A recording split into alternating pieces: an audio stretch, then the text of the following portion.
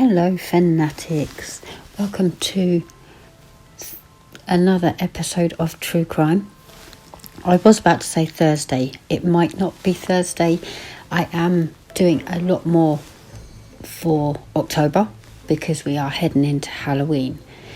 I was going to do another True Crime episode, but I want to talk about this one, and this is very, very tragic. I first heard about this case on a podcast quite a long time ago, and yeah, I remembered it. It's one that stuck with me, and I don't even know where to begin. I don't know if you've ever seen the film. I believe it was a 2005 film, The Exorcism of Emily Rose. And what you might not know is it is based on a true story, and that's what I want to talk about today. I want to talk about Annalise Michael. Some of the images that I have seen are pretty disturbing. Very, very sad case, but let's get into it. I think it's quite a long one, so grab whatever you are working on. Come join me. I would love to have you with me. Keep me company, and yeah, I am on the second section of my Miss Havisham. Loving it. I'm loving October. I'm loving doing more true crime for you guys, and let's get into today's episode. So she was born as Anna Elizabeth Michael, known as Annalise, so I'm going to stick with that. She was born on the 21st of September in 1952 in West Germany to a Roman Catholic family. Annalise was brought up along with three sisters by her parents, Joseph and Anna. She was religious and went to Mass twice a week. She was 16 and she suffered a severe convulsion and was diagnosed with temporal lobe epilepsy. In 1973, Annalise graduated and joined a university. Her classmates would later describe her as, quote, withdrawn and very religious. In June 1970, Annalise suffered a third seizure at a psychiatric hospital where she had been staying. She was prescribed anticonvulsant drugs for the first time, which did not alleviate the problem. She began describing seeing, quote, devil faces at various times of the day. That same month, she was prescribed another drug, which I'm not very good with drug names, but it was very similar to chlorpromazine and is used in the treatment of various psychoses, including schizophrenia, disturbed behaviour and delusions. By 1973, she suffered from depression and began hallucinating while praying, and complained about hearing voices telling her that she would be, quote, damned and would, quote, rot in hell. Annalise's treatment in a psychiatric hospital did not improve her health, and her depression got worse. Long-term treatment didn't help either, and she grew increasingly frustrated with the medical intervention, taking pharmacological drugs for she was on various drugs for 5 years, and that in itself will take a toll on your body. Annalise became intolerant of Christian sacred places and objects such as the crucifix. Annalise went to San Domingo, which is a very, very religious retreat. She went with a family friend who regularly organised Christian pilgrimages. Her escort concluded that she was suffering from demonic possession because she was unable to walk past a crucifix and refused to drink the water of a Christian holy spring. Annalise told me, and Frau Heen confirmed this, that she was unable to enter the shrine. She approached it with the greatest hesitation, then said the soil burned like fire and she simply couldn't stand it. She then walked around the shrine in a wide arc and tried to approach it from the back. She looked at the people who were kneeling in the area surrounding the little garden, and it seemed to her that while praying they were gnashing their teeth. She got as far as the edge of the little garden and then she had to turn back. Coming from the front again, she had to avert her glance from the picture of Christ in the chapel of the house.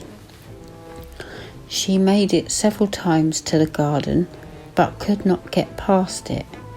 She also noted that she could no longer look at medals or pictures of saints.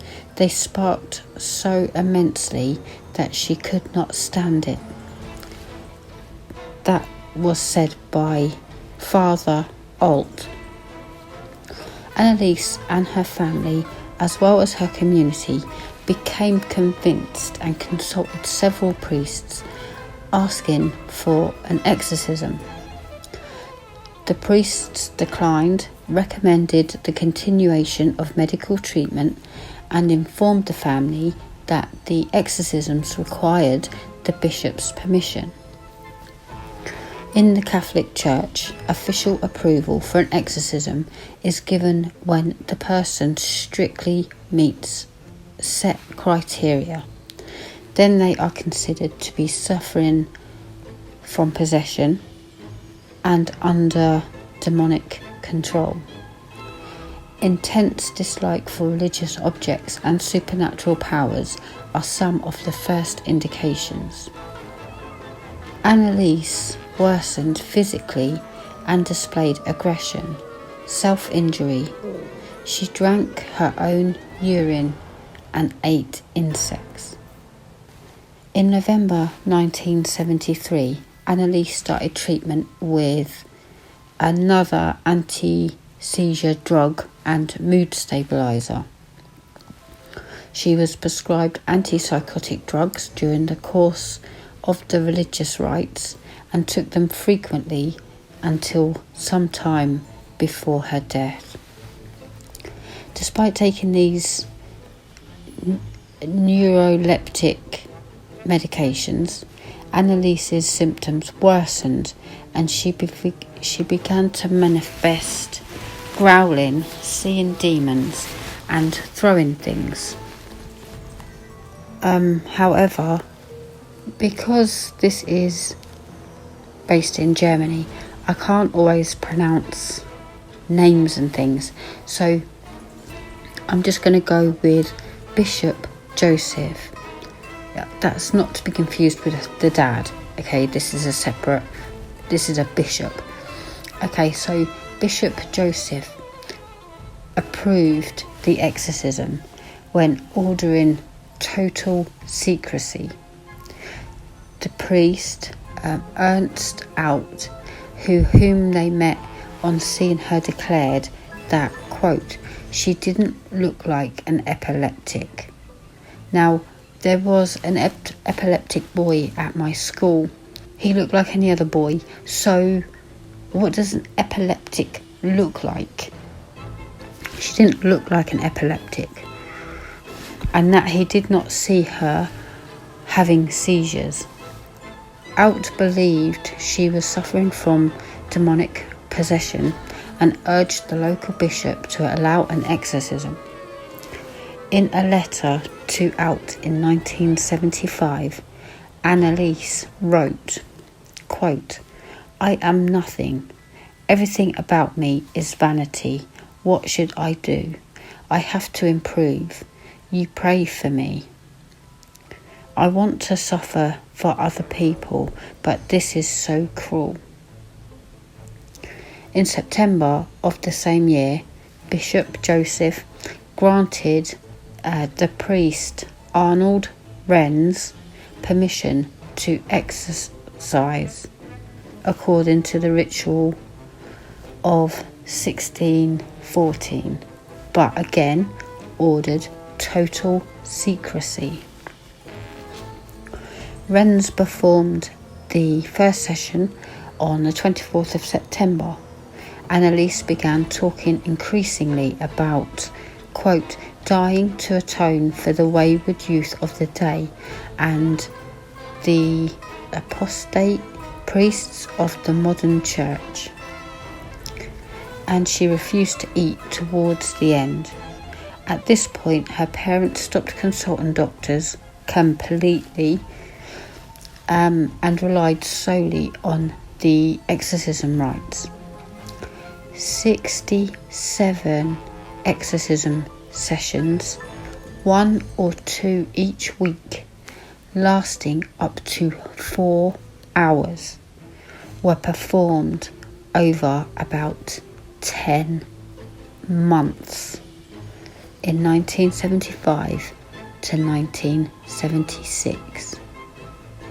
I do remember Anneliese told someone, I don't know if she told the priests or her parents, but she told someone that she knew by July it will all be over.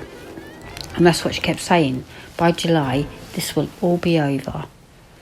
On the 1st of July 1976, Anneliese died in her home.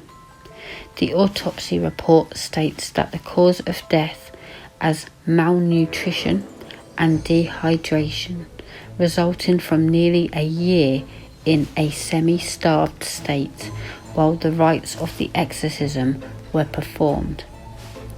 She weighed 30 kilograms.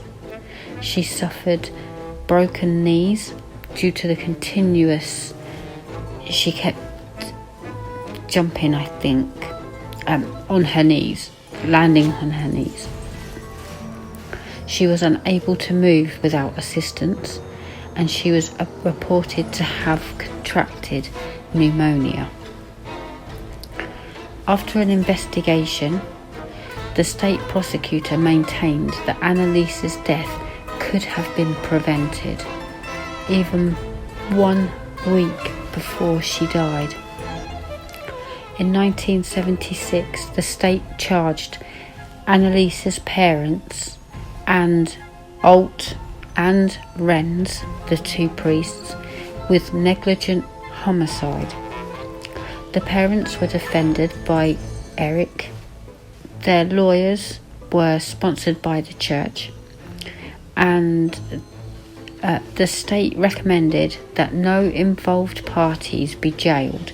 Instead, he recommended sentence for the priests was fine, while the prosecution concluded that the parents should be exempt from punishment because they had, quote, suffered enough, which is a criteria in German penal law. The trial started on the 30th of March 1978 in the district court and drew intense interest. Before the court, doctors testified that Anneliese was not possessed, stating that this was a psychological effect because of her strict religious upbringing and her epilepsy.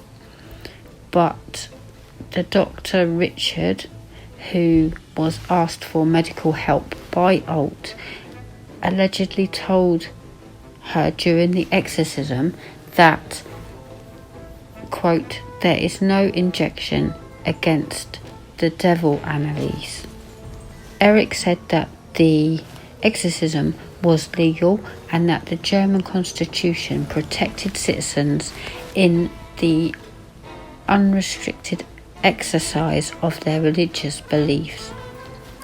The defence played tapes recorded at the exorcism sessions, sometimes featuring what was claimed to be demons arguing, to assert their claim that Anneliese was possessed.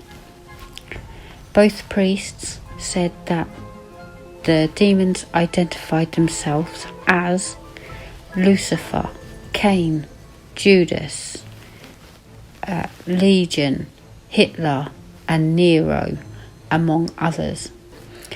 They further said that she was finally freed because of the exorcism just before her death. I mean, how low can you go? The bishop said that he was not aware of her alarming health condition when he approved of the exorcism and did not testify. The accused were convicted of negligent homicide and were given a suspended prison sentence in April 1978 and were, quote, ordered to share the costs of the proceedings.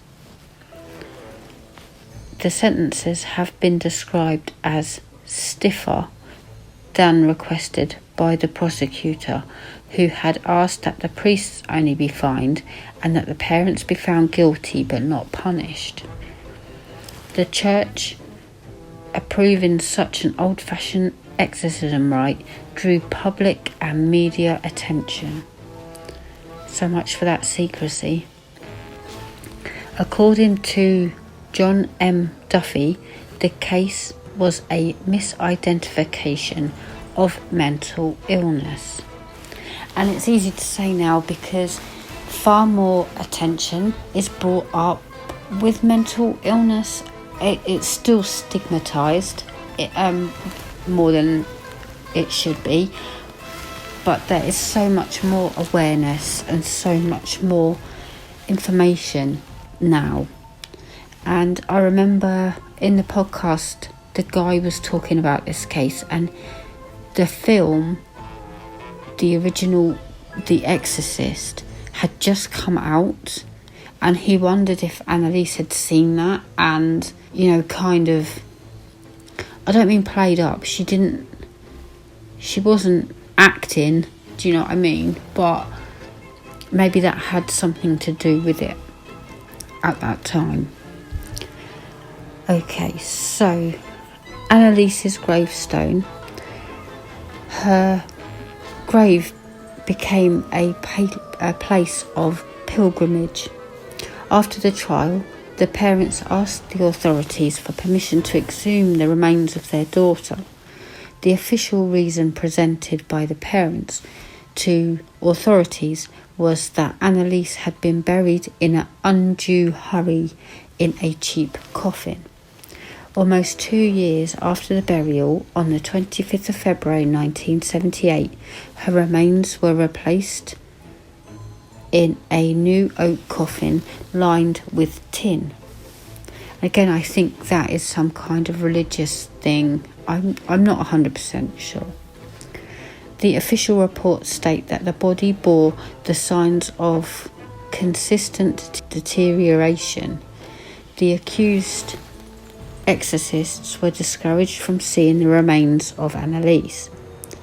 Renz later stated that he had been prevented from entering the mortuary.